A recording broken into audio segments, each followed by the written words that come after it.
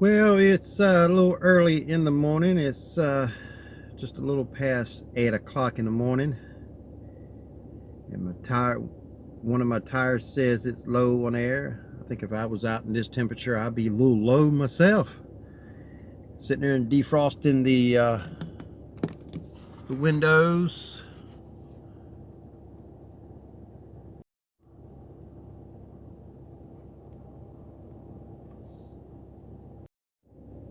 I saw the one of the sites go down last night about 10:30 or so, and I was just waiting for them particular people out there.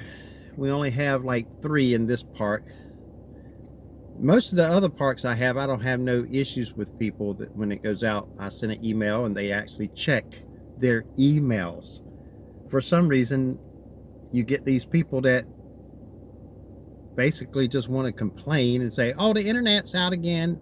Here we go again. Just letting you know, I'm like, you should check your email that I sent out 8-9 hours ago, letting you know that I know that it's out and I'll be there tomorrow to actually check it out. I'm not going out no 11 o'clock or midnight when it's 29 and 28 degrees outside to go work on somebody's internet. No, I'm not going to do that. I pretty much wouldn't even do that even if if I was running this as a business. I'm just not going out that kind of weather. My body cannot take that kind of weather anymore. So no, I probably would hire somebody if I was running this as a business. But since this is a hobby, as the email says, I'll be there tomorrow to fix the problem. Some people just like, if it goes out, they want it fixed in 5 minutes. But they're not willing to look at their email to understand that I know that it's out and when I will be there. I just don't understand. But that's the kind of people I just, sometimes you just have to ignore them and just go on. Like, eventually they'll read their email, I guess.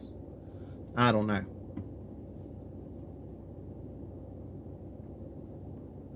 Probably not. But the sun's up and bright this morning. Woo. But let's get on out of here, since now the oil is seemed to circulated through the engine quite a bit now. I don't hear the valves or anything tap anymore like it does before the oil gets to the top. I don't like driving the car until I hear that little tat tat tat tat tat disappear, indicating that the oil has gotten to the top. Takes some of that wear and tear off of the engine. Some people jump in their car when it's nice and cold and just put in drive and go. They don't understand it's, putting that extra wear and tear on that vehicle and that engine when there's no oil up there to lubricate it. But now that it's warmed up, the idle has dropped down to like 600-700 RPMs. Nice warmed up engine. Go get some gas and go see why the equipment in the park is out, but the backhaul that feeds the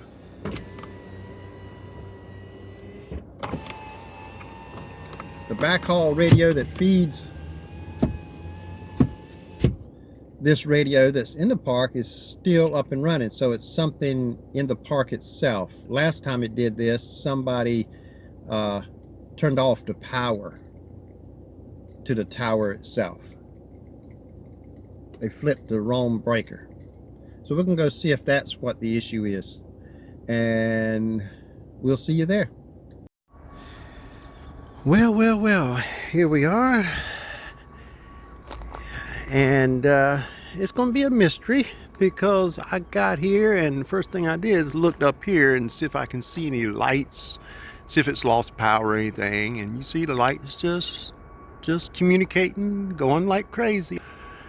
Maybe it's just lost its connection or something from this one, but I just looked on the app and it's indicating that that it's actually back online. So I don't have no clue why. Well, that's been there for a while.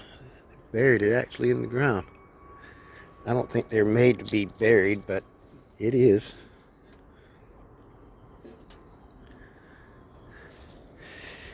But I have no idea why it was out. Last time it was out like this, just the tower here, is because for whatever reason the breaker that feeds this wire, maybe it's messing up because it's underground, I don't know, it was tripped. And the park owner was here and showed him, and he turned it back on, and as we were standing there, not even 30 seconds, we hear click, and it trips again, the 220 breaker.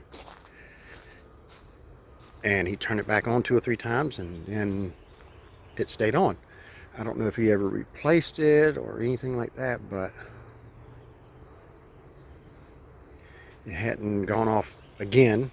But then again, it could be because somebody might have be in this RV here and said, hey, I don't have no power, and came out and turned it back on. I don't know. But right now, it's actually working. Still need to get out here and get this thing up higher. I'm still thinking about putting another pole on that one and get it up. But I'd like to have it higher than 20 feet, because that's where that's going to put it. About 18, because it's about a foot and a half down in the ground. And 20 foot would be a lot higher than what it is now, because that's 10 foot right there, about nine and a half. And that will bring it basically over to here, so that's only a few feet. But I don't have no ladder to go that high. Yeah, I can borrow one, but then if I have any issues, I'm gonna have to borrow that one again to actually work on it. So that's something I'm gonna have to look into and see if I have a ladder that I can have access to pretty much any time I need to get up there some way. And if I put it on a pole, I can take the pole down. I don't need no ladder, so that's probably what I'll do. I just need easy access to it. And they got the trees over here all in the way, so I had to put the receiver stuck out there to get it to line up to the pole and to the AP back over there, which I could see it from here plain as day, so it solved that issue. But I want to get that AP way up there, so the only way to do that and be able to still work on it without have to have access to a special ladder or anything else is make this go up 20 feet and put guide wires on it. Perhaps I can do that beginning next week, because I don't have anything right now except trying to figure out a way to get, here goes my non-helpers.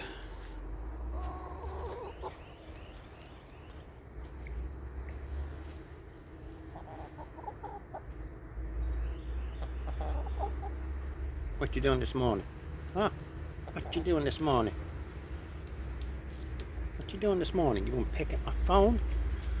Wouldn't put it past them.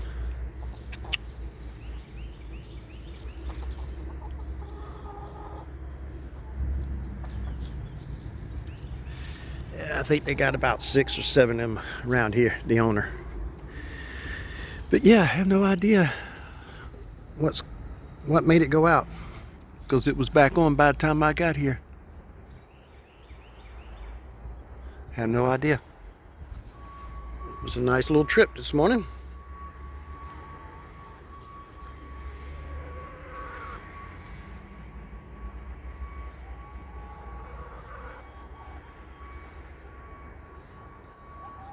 There it is, some more. Got 3 over here, 3 over here. Thought he had about six or seven. I want to say I saw 7 at one time. He might not have that one anymore. Usually they stay around together, but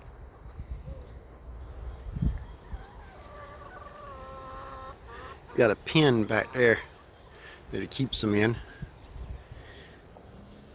Boy, if I had some feed right now, boy, they'd be going crazy.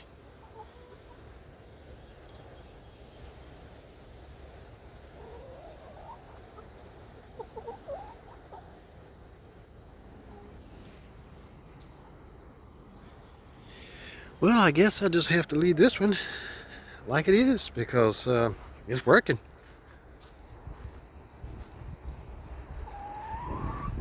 I have no idea why, but last time it was nothing but the breaker tripped. So I guess I go back to the studio and just monitor it and hope for the best, I guess. Well, you can't fix what's not broken, or at least not working. It says it's been up for 19 minutes, and it said 15 minutes when I actually got here and saw the light. So when I got halfway from my studio to here is when it came back on. For whatever reason, I don't know. I don't know why it just came back on. The only thing I can think of is the breaker tripped and they turned it back on. I don't know.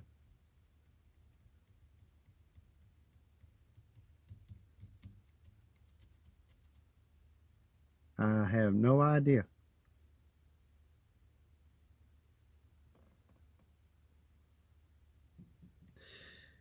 But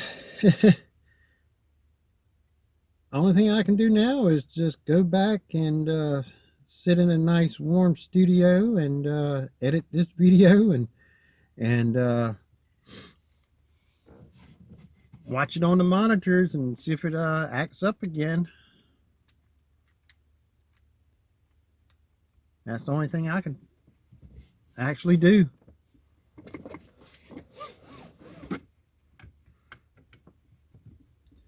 First thing I thought of when it did it was, okay, nano switch, because I've had problems, you know, with the other one at the other RV park. But I can't test it and see.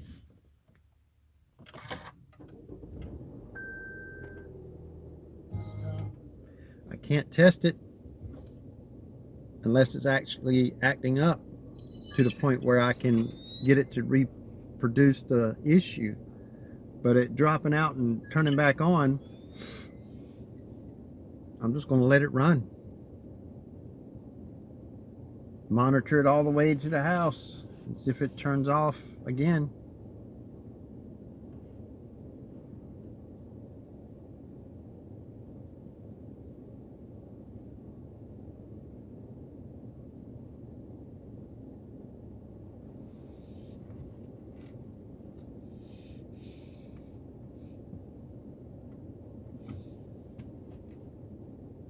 Keep an eye on it and see if it goes off again. Nice little stroll this morning. Now I'm going back to the studio and drink coffee, and hopefully it stays on.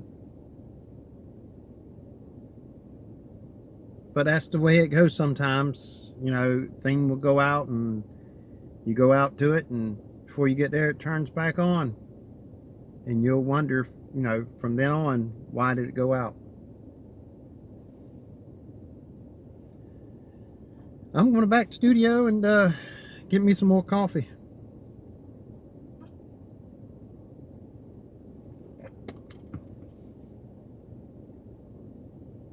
That's all I can do. And then next week I'll be getting that antenna, the AP, up 20 feet I may even go 30 feet, but I would have to put extra support on the bottom pole because the way it's strapped is just attached to a little hook that's on the RV, and it's plastic, and I don't want to trust that of 30 feet tower. I have to put guide wires up every 10 feet where the pipe's actually put together just to make it sturdy. I may not even put it next to the RV. I might even stick it out a little further because all I need is, the only thing I would have to change would be the wires, because it's, you know, the APs and the station for the point-to-point backhaul is going to be up higher. Well, the station may not be, because if I get too high I might not be able to see line of sight. It's in a real good place right now, so I'll probably leave it on the tree where it's at. But the APs, the two of them, I'll put up higher, so I get above all the RVs. Why I want it real high is if I put a CPE on the back side of an RV, 10 foot would be enough to get the AP, I mean the CPE, be able to slant a little bit and be able to see the AP above. So that's what I'm planning on, or at least make it easier to actually access the AP above all the RVs. But that's something I'll do next week. So thanks for watching, and I'll see you in the next video.